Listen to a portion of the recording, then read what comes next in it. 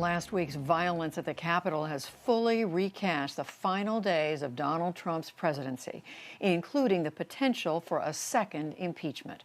Our Politics Monday analysts are here to break down what comes next. That is Amy Walter of the Cook Political Report and Tamara Keith of NPR. Hello to both of you. So much has happened since we last spoke. The world has shifted.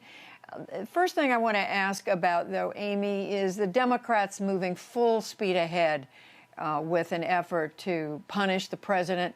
If they can't remove him from office or get him to step down before he's going to leave anyway, they are determined to impeach him. Is there any political downside to their doing that, do you think? Well, look, for the last 4 years, Judy, this one thing seems to be true, that big major events that not that long ago would have been just like political earthquakes, don't seem to move opinions of anything, right? Opinions of the president, opinions of political leaders, et cetera. So in some ways, it feels like we've been here before. And at the same time, I don't know that we have fully processed this moment. And as we're starting to see more and more of the videos come out, especially those videos that were taken inside the Capitol, the level of violence and destruction there, it's clear that the story of the Capitol is going to continue to unfold. And so votes and conversations that we're having today may look very different 3 months from now, 6 months from now. And so I think that's really important for us to try to keep in mind, because we've been living in this sort of bubble for the last 4 or so years of so many things happening and yet nothing really moving the political sort of dynamic. Tam, what about that? I mean, Amy's right. We are living in the last 4 years and living in the moment. It's been such a horrible last several days. How do you see the thinking on the part of Democrats as they push ahead to do this? They seem to be driven by a couple of things. One, they are downright angry about what happened. Members of Congress from both sides of the aisle were concerned for their safety, were concerned for the safety of their families. And certainly the Democrats who have signed on to this, and we don't know how many Republicans might ultimately sign on, whether it's a couple or a dozen, it's not clear yet.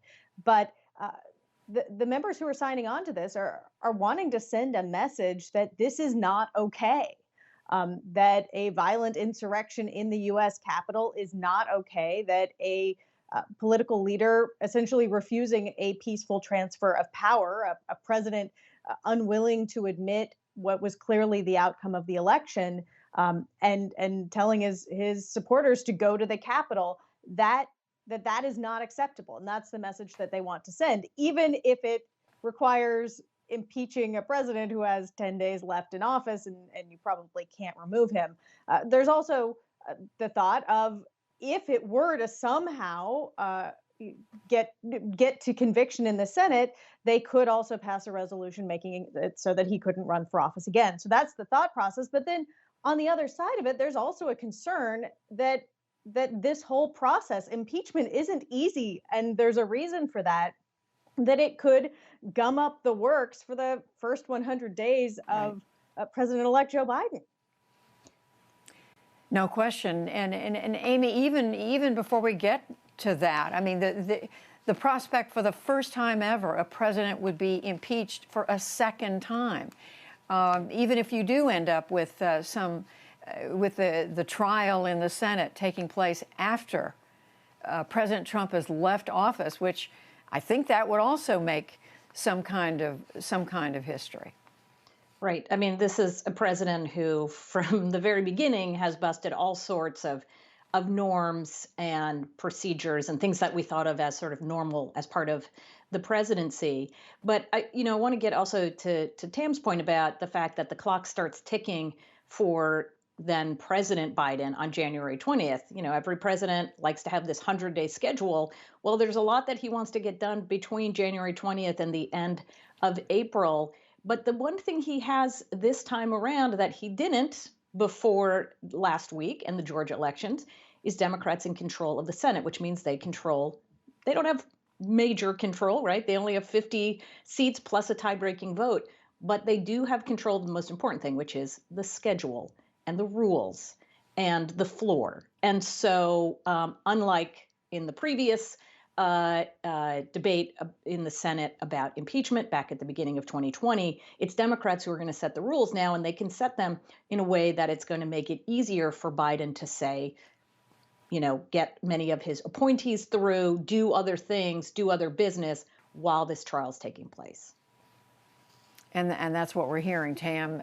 Some reporting earlier from Yamiche, Lisa, and then with Senator Coons that, maybe that's something that could work out. They spent half the day talking about whether President Trump should be convicted for these crimes, inciting an insurrection, and they could move on pandemic relief at the same time. Is that? I mean, you've covered Washington for a while. I mean, does that sound like something that's realistic? Yeah, or also confirming nominees. Biden has made it clear, and all presidents want this, that he wants his national security team in place. He needs an HHS, a healthcare secretary in place. That is a lot for Congress to do. Anything is possible. Sometimes magic happens, but that is a lot. Yeah. And I mean, Amy, is it something that, I mean, they're talking about it now, but is this the kind of thing that gets talked about but can't really happen?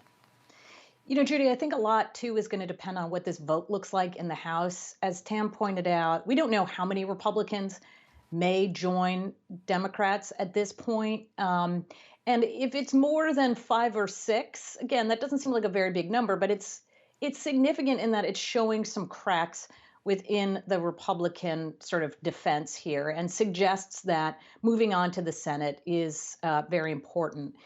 The other thing that, I think a lot of Republicans are assuming, and even some Democrats are assuming, that what we've seen over these last 4 years, these things that seem to continue to be true, that opinions of the president really aren't going to change, and or that he is still such this huge influence for the Republican Party, that may not be true as we move along. Again, as we get more information about the Capitol attack, as more information comes out about others and what they've talked about leading up to it. But I do think that, by 2022, many of the votes that are being cast at this moment could look very different, and the president's influence could look very different. Republicans are hoping that Democrats will overreach, which is what the party in charge usually does. That's why they lose midterm elections.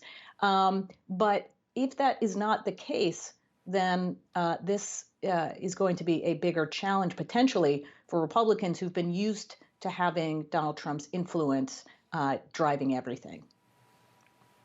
So many questions about how this is going to play out, what it's going to mean for both political parties, what's going to happen to the president, what we're going to see in a evenly divided Senate, and so on. So much to look at and to talk about. Thank you both, Amy Walter, Tamara Keith. You're welcome.